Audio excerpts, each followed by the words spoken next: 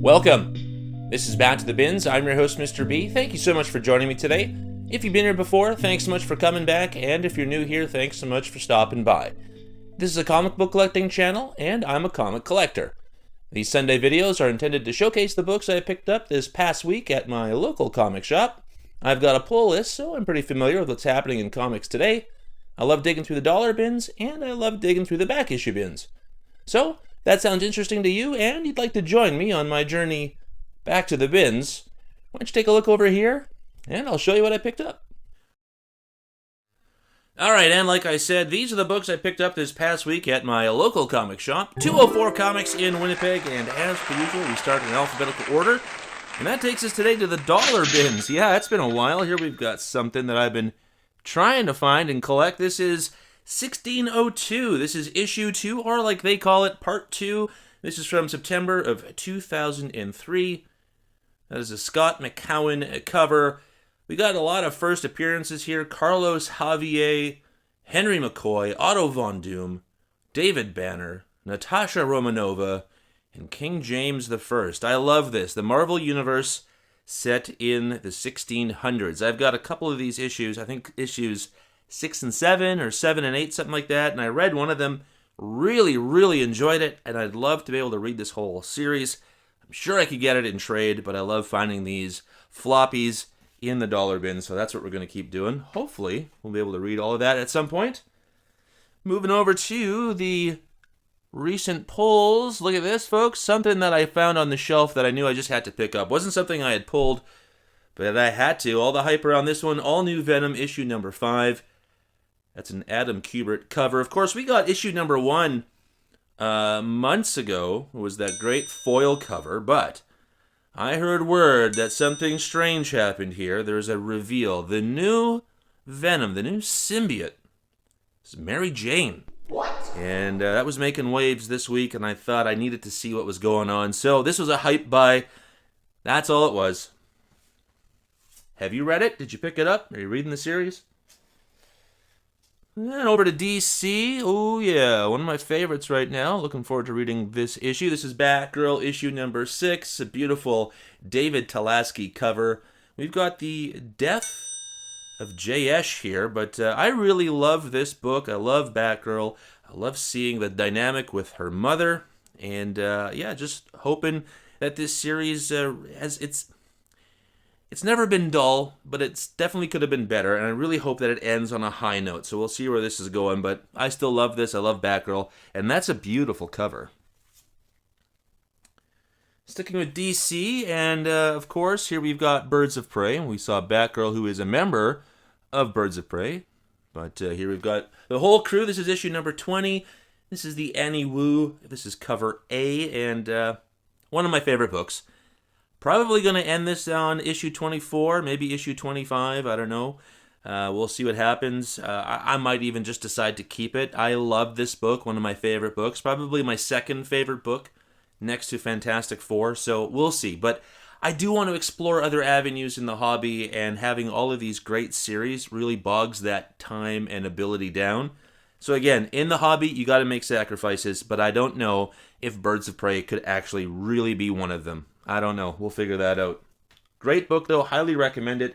And because it's so great, there's always some kind of variant, and here's a great one, too. This is the Serge Acuna variant for Birds of Prey, issue 20. Again, just featuring our core crew and that great sort of superimposed image of their logo on top of the figures. I love that. Super cool. I love this book. Hey, digging through the old back issue bins, I saw something for $3, and I thought, you know what, let's do it. Love this. This is Captain America, issue number 321 from June of 1986. We got a newsstand right there, and this is a famous and absolutely awesome Mike Zeck cover. It's a cover by, I collect Captain America, going for all those super awesome issues. I don't even know. Maybe I'm just going to collect that whole run. I have no idea. It seems that way because I just can't stop myself from getting these classic Captain America covers. And there seems to be a lot of them. Back over to the pull list. Here we've got Fantastic Four. This is supposed to come last week. This is Fantastic Four, issue number 30. This is the Joshua Cassara A cover. Did you know that Fantastic Four is starting over? They're going to be starting over at number 1. Same writing team, which is so weird. I guess it has everything to do with the movie. I'm a little disappointed. I think this is a series that could have continued, or at least should have continued to issue 50. Ryan North is creating great stories in this particular run, and I just don't see any reason to start over. But I don't work at Marvel, so it is what it is. Got a little Doom hype there too, folks. Maybe a little bit of Doom Patrol. And then for every Fantastic Four cover, there's another one. This is Fantastic Four, again, number 30. This is the In-Hyuk Lee cover, and I love that we've got Fantastic 3. What does that mean? Beautiful cover, though. Love that. Oh, this was something I just had to get. Here we've got, this has got quite the title. G.I. Joe, A Real American Hero, Silent Missions, Beachhead, issue number 1. That is the Jorge Fornes variant. He's doing a whole line of these variants for all of the G.I. Joes that are coming out with these silent missions. I'm going to assume that this is much like that old school Snake Eyes silent issue where all of these are going to have no dialogue. I love Beachhead, probably my favorite G.I. Joe, and super cool that they started with him. Super cool to read something or to look at something that stars him. I can't wait to see what goes on in this. Guess I was on a bit of a G.I. Joe run because I was digging through the back issue bins, and I found this for $3. This is G.I. Joe Special Missions, issue number 18 from October of 1988. It's a beautiful Ron Wagner cover. This is the first appearance of Voltar, and I remember getting him as an action figure. This was cover appeal, although I am a G.I. Joe comic collector. I have G.I. Joe Special Missions as well. I'm trying to get the whole run of G.I. Joe, A Real American Hero, the Marvel-based one, as is this. And I'll probably end up trying to get all of the Special Missions issues as well. But I love this Snake Eyes one. Super cool. Who didn't love Snake Eyes, right? Keeping with Marvel, but back over to the pull list. Love this, too. Supposed to get this last week. This is Godzilla vs. Fantastic Four. Issue number 1, the Peach Momoko variant. You know I can't say no to a Peach Momoko variant. I can only imagine this is just going to be good fun on the inside. I can't wait to read it. I love seeing the FF team up against something as crazy as Godzilla. That's so, so good. Oh yeah, I love this. This is from our independent shelves. Here we've got I Was a Fashion School Serial Killer. Number 1, this is the Daniel Hilliard Rolling Stone Janet Jackson homage variant. Of course, you remember that particular issue of Rolling Stone where Janet Jackson was the featured model and sort of in this exact pose, except minus the blood and all that. But I love this homage. I can't wait to read it. There was a very small moment in my life at about 15 where I thought maybe I could be a fashion designer. True story. Never happened, but I do love fashion, and I like this idea. Oh, I made a short about how these were going to ruin my life because I thought they were all so cool, and I'm not going to get them all, but there's just so many of them. This is the Immortal Thor, issue number 22. This is the Chris Giarrusso Marvel Universe Wraparound Connecting variant, and of course got this just for the cover, as well as the back cover, which, through the magic of television, should be flipped over for you for your perusal. Take a look at that. I love that. Super, super cool. Very cute. And there's more to come. So I don't know if you're interested in these as much as I am, but I'm sure there's going to be a lot of people collecting these. I really do love this, but there's so many of them. All right, and then back over to the independent world. I got something that also appeals to another interest of mine, baseball. Here we have Pastime, issue number 1, an Adam Polina variant. It's got something to do with vampires, I think, and baseball. I'm not going to say no to that. I love this cover. Absolutely beautiful cover. Evokes that sort of old school time of baseball.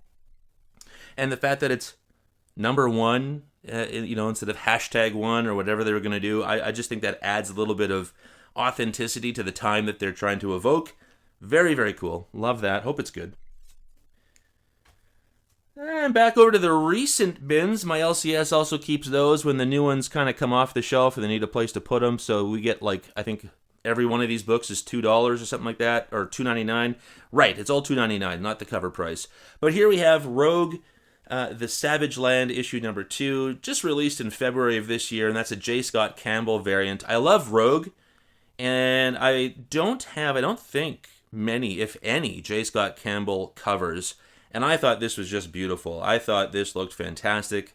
I know that he's a great artist. I can't say I know enough about him to spot it, but I think if it's like this, I'm going to be looking for more J. Scott Campbell stuff. Very, very cool. Very, very beautiful cover. I love her hair. Now, because this was released this year, I'm going to say maybe potential for cover of the year. Just saying. And then back over to the independent section of your local comic shop. We've got Shadow of the Golden Crane, issue number 2. That's a Dave Stewart and Michael Avon Oeming cover. Really loved issue 1. Looking forward to reading this one. This is just a 4-issue limited series, so pretty easy and hopefully as good as every issue before it, and I think we'll be doing just fine. I recommend this already. Keeping here with the independent stuff from Dynamite, we got Silverhawks, issue number 2. That's the Ivan Tao variant. I really, really love this cover. That is beautiful stuff. Potential right there for cover of the year. This is not a foil variant, folks, but it has that shine, doesn't it? I think it's just spectacular. Loved Silverhawks as a kid. Didn't mind the first issue. We'll see how it goes. Hopefully it's not like Thundercats where I'm kind of bored to death and I'm just hoping it's going to pick up. We'll see. All right, back over to Marvel, one of my favorite books. One of the most beautiful books, I would say, as well, or at the very least. Here we have Ultimate X-Men issue number 14. That's the Peach Momoko A cover. I don't believe that there was a variant cover this week either for Ultimate X-Men by Peach Momoko, so we just went with her A cover. I have loved all of her covers, all of her variant covers, and this book is spectacular. I'm finding it to be a little bit difficult in understanding. The characters just aren't catching with me in terms of recognition, but I still love it because Peach presents such a wonderful looking world through her illustrations. I just can't get enough of it, so I'm just kind of hooked. We'll see. Maybe issue 24, I think, is what I've talked about as well. We'll go a full 2 years with it and then see what happens.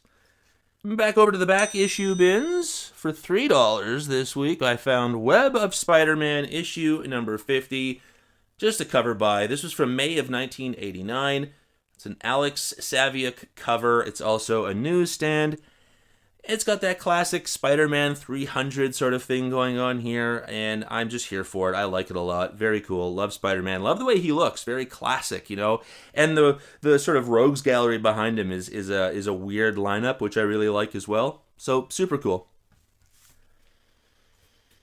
All right, I said there was going to be more, so here's another one. This is the West Coast Avengers, issue number 6. Once again, the Chris Giarrusso Marvel Universe wraparound connecting variant. I just love the characters. I love how they look. Had to get it for Johnny Storm and Iceman and Iron Man there. I just thought this was super, super cool. Very neat. Well, and then we flip it over and we've got a Rogues Gallery. So I guess that wasn't Iron Man. That's,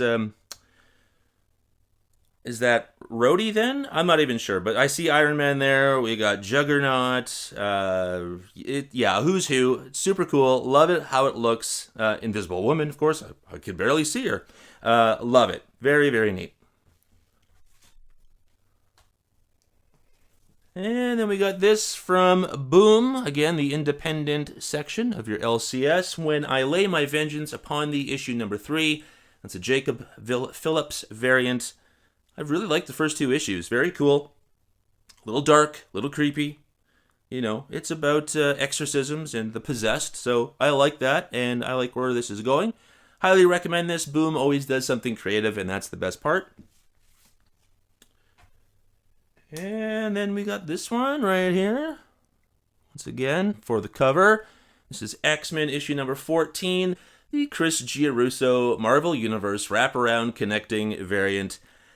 Love that. Magneto, Loki, super cool to see all these great characters done like this. Again, I could watch a cartoon like this, right? Super, super neat. give it a flip over, and then we got Kingpin. I love that. Very, very cool. Yeah, I mean, colorful, fun. That's what comic books should be, and I'm glad that they've got this series, and there'll be more in the upcoming weeks. Very, very cool. Well, that's everything, folks. Hopefully you enjoyed that, and how about we get back to the real world, shall we? Well, that was a great stack of books. Hopefully you enjoyed what you saw, and if you did, why don't you like, comment, and subscribe? It really helps to build the channel, and I'd love to develop a community of people who just really love comics.